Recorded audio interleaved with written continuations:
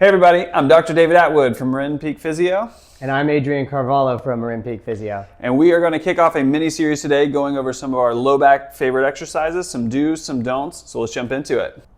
All right, so here we are. We're going to do the dead bug. We got Adrian that's going to be our model today.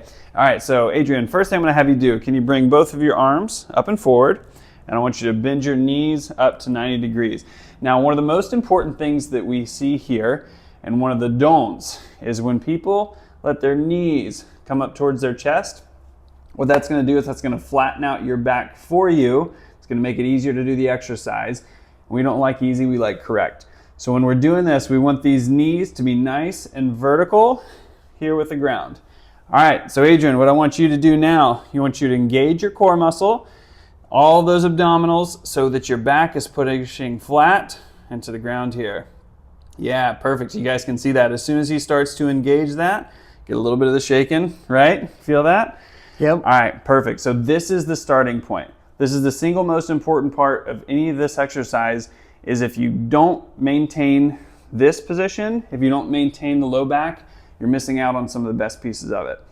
All right, so once you've got this down, you're feeling pretty set here. The opposite arm and leg are gonna come down and out at the same time. So down, out, back up, and then alternating, down, out, and back up. And one of the things I want you to think about is while you're doing that, don't want to let that cheating occur, which happened just a little bit here, right? So those are a couple of things that I want you to be looking out for. I want you to keep your knees up above your hips. I want you to keep your core engaged and your low back flat, and try to maintain that while doing the exercise.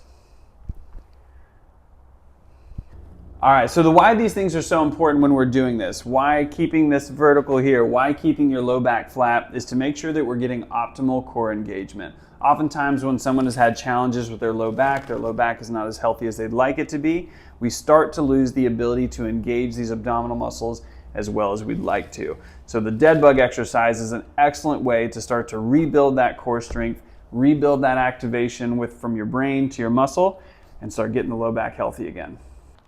Thanks for following along with that quick video on the dead bug exercise. Please like and subscribe if you want to see more content in relation to these exercises. Also, drop a comment below if you have any questions on this specific exercise, or if there's any others that you'd like to see.